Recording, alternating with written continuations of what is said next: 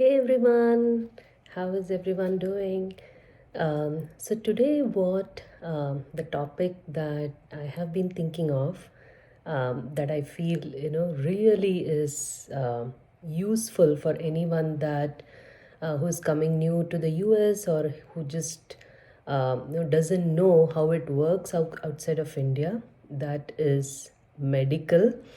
Okay, so when we say medical in India, I mean, I don't think we even use that word too much, right? I mean, either we go to a doctor if you have a cold and a cough, there is a doctor around the corner.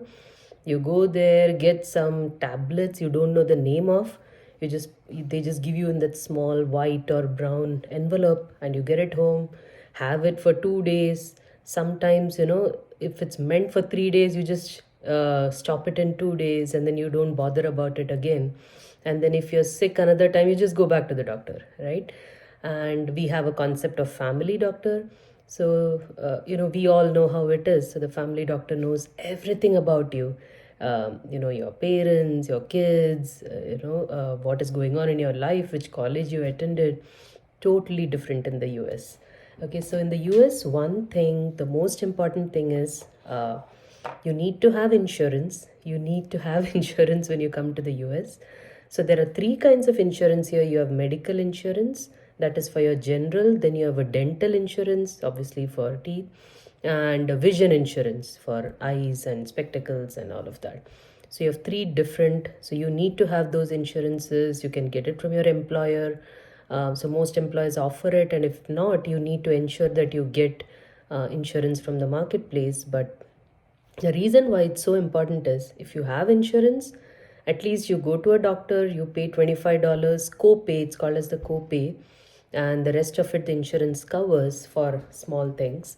But if you don't have, even a single visit may cost you $200, right? So then now the other important thing is to find a good practice. So when you say practice, there it's not, most of the places it's not like you go and you go to doctor so and so, he doesn't have like a small shop practice.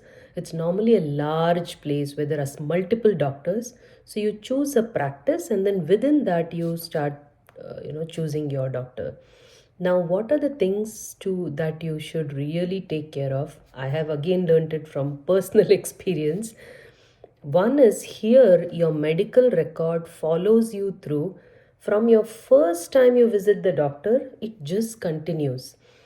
So whatever you tell, you may be having sort of a bad health day, you have some headache and this, something is happening here, in your throat or whatever. So suppose you go there and say that, oh, something is happening here and my throat, I can feel something, my chest is feeling heavy, etc., etc. Everything they keep typing. As you talk, they type. That's called transcribing it. So everything is in your record. Okay. So I did one such thing once, and the doctor said, okay, so you need to have echocardiogram. Okay, I'm like, what? What's wrong with me? So she did something in the clinic. It was normal. She said, no, now you have stress echocardiogram. You go outside and get it done. She put in my notes. And stress echocardiogram, I learned later, is a very big thing, that normally cardiologists refer to if you have a heart issue. But obviously, maybe I was the one who said that, oh, you know what, I'm feeling a bit because of anxiety or whatever. So then they take it to another level, and I didn't get it done. That's where my experience started because I was perfectly fine within 24 hours or 48 hours. Maybe I was just having a headache or whatever. I was fine, nothing else. I didn't get the stress echocardiogram done. Take two, after a year, I went to get some, life insurance or something. They normally check your doctor notes from before, and they said, hey, you were ordered a stress echocardiogram and you didn't get it done. We can't give you insurance. And I was absolutely shocked. So that followed me through. In the meanwhile, I had moved cities, by the way, and it still followed me through. And then I had to go and get a echocardiogram done at such a heavy cost, completely normal results. There was nothing at all. In fact, the cardiology technician asked, why did you even come? Why were you referred? But So that's one thing you need to remember, that whatever you tell the doctor is all going in records, right? So if you have any tests, either you have to take it or you have to speak to the doctor then and there, if those tests have to be removed from your record, saying that this is not needed, right? Because some doctors are overly cautious and they just put in everything, and if you don't get it done, this is what will happen at a later stage. So be very careful with your medical records. Confidentiality is a big thing here. So even they may not give your own records to your family, right? So which we are all used to in India. In India, they may give,